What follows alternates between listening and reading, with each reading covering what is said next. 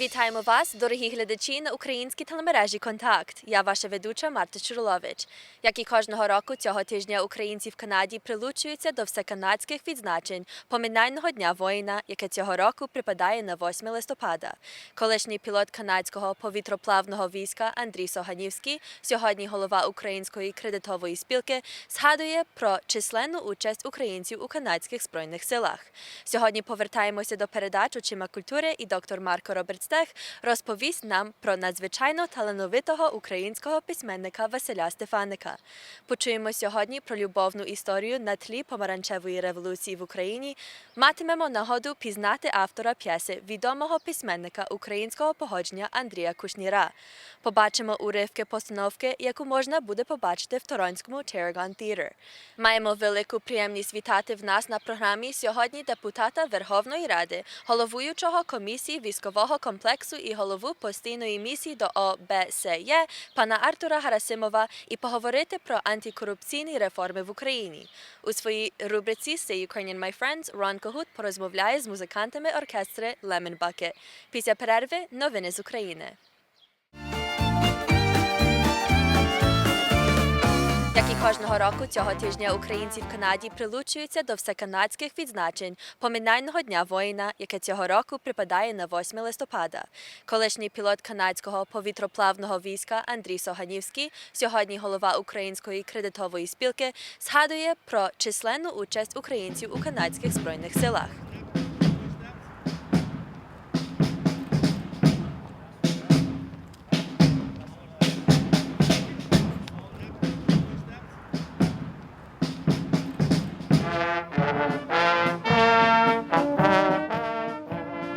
We were 10,000, estimated 10,000 Ukrainian Canadians here, but in World War II, approximately 11.4% of Ukrainians in Canada were wearing a military uniform. So 1 in 10, and the time, and that amounts to approximately 40,000. So there's 30 to 50. I've been saying 40,000. It's kind of midway between 30 and 50, but it could be a lot more. So 1 in 10 Canadians of Ukrainian background were wearing a uniform in the Second World War. It's a significant number. So you think of families at that point, probably that time in Western Canada, large families, at least one member of that family, at least, was wearing a uniform. And in many cases, there are numerous examples where you have multiple siblings within the same family in the armed forces. It's a significant number.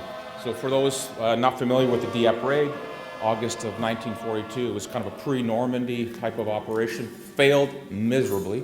Many troops were killed, and a significant number were taken prisoner in the thousands. But the kind of lessons learned, they learned a lot from that. So when the Normandy operations were planned, they took into account a lot of things that went wrong and should have been planned better.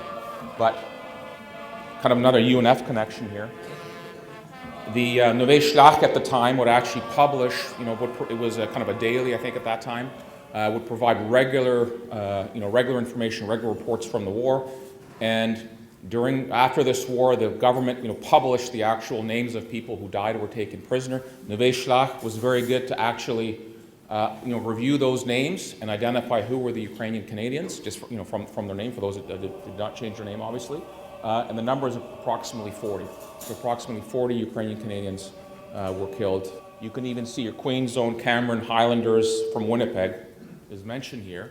That picture was actually done in I don't know if you want to bring, it was in 41. This was in 42. I wouldn't be surprised if some of those that were killed, because it's mentioned here from this regiment, are in that picture. They're actually members of Ukrainska Selezka Armada. There's about 10 of them there, of that same regiment. Pierre Le Canadien. Who was Pierre Le Canadien? Born in Radisson, Saskatchewan. I don't know exactly where that is, but it's probably, perhaps he made this town famous. Joined the RCF, actually joined 405 Squadron, which happened to be the same squadron that I served in when I was in the Air Force. He was shot down in 1943. And it's actually kind of an interesting story. My squadron's, I guess it would have been 70th anniversary took place a few years ago. And the squadron is based today in Nova Scotia. And I went there, there's a museum there, and I actually saw the actual logbook of the squadron from the Second World War, and you can actually go to that date, and you'll see there the troops that bailed out, and Dmytruk's name is listed there. So it's kind of very interesting. He's actually did some tremendously heroic acts. He was shot down, volunteered for service with the French underground. And, you know, for an Air Force guy to go into kind of hand-to-hand, you know, that's a bit of a transition. You're up high with a machine gun. When you're on the ground, it's kind of a different situation. But he volunteered for that. Didn't have to do that. Quite often, the underground would take these Air Force members who were shot down. You know, they'd conceal them for a little while and get them back to the UK, for example, where they would fly another day. In his case, he said, no, I want to stay here, I want to fight the Nazis, and that's what he did. He was caught, and unfortunately was executed, but he was caught, but in this whole event, he actually helped save the execution of some 1,400 people from this town.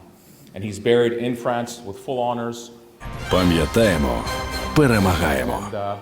And I also included, there were, for example, medical people in the Canadian military of Ukrainian background that also kind of went into those camps and also helped with, medical dental relief. I think one of the things that became prominent in some of those interviews was that we sure have a lot of dentists and doctors in the Ukrainian community, and a lot of them had their start in the armed forces in the Second World War.